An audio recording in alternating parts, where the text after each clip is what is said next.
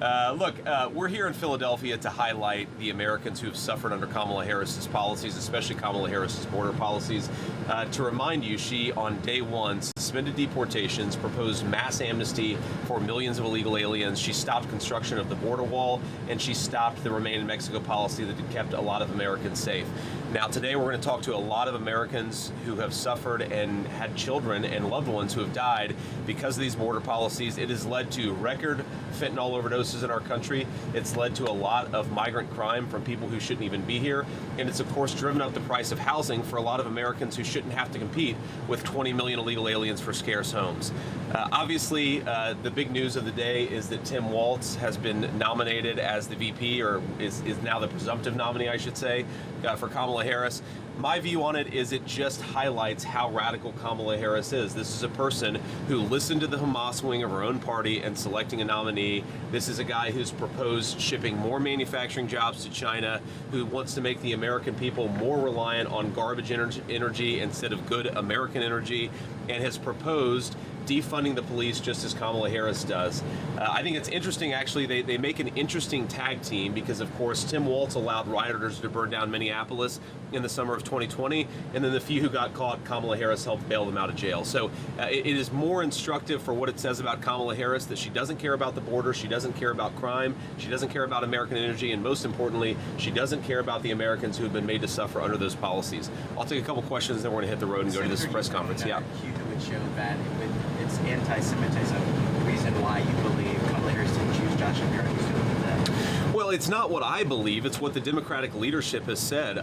Many people said repeatedly that the reason Kamala Harris was going away from the Josh Shapiro selection is because they were worried about anti-Semitism. They were worried about certain voters. They were worried about some of the leaders and the grassroots activists in their party wouldn't take a Jewish nominee.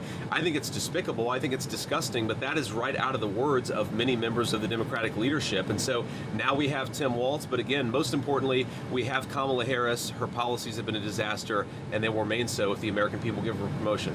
Senator, have you or Governor Walz reached out to one another? I know when you were going to debate, you guys have reached out. I actually, on the way to the flight in Cincinnati, I guess in northern Kentucky, I actually called Tim Walz. I left a voicemail. I didn't get him, but I just said, look, congratulations. Look forward to a robust conversation and enjoy the ride. And maybe he'll call me back. Maybe he won't.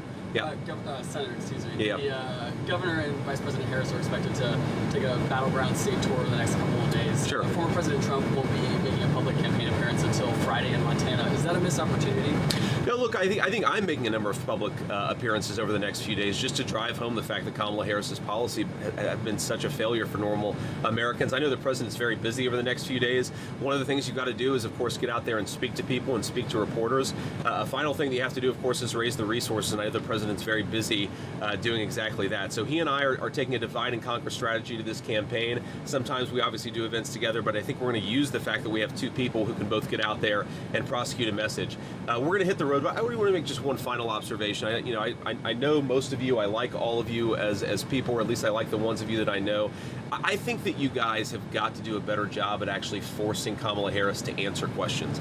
This is a person who's been the presumptive Democrat nominee for 16 days. She hasn't taken a single real question from a reporter. The American people deserve to get to know the people who want to lead them, and I think it's shameful for Kamala Harris, but increasingly for the media, that she's taking a basement strategy of running from reporters instead of getting in front of them, answering tough questions about her record, and letting the American people know who she is. President Trump and I take hostile questions, we take non-hostile questions, we get out there and talk to people because we respect the American people enough to want to persuade them and not to try to run from them. So I think you guys got to do a better job. That's my humble opinion. Thank you, guys. Thank you.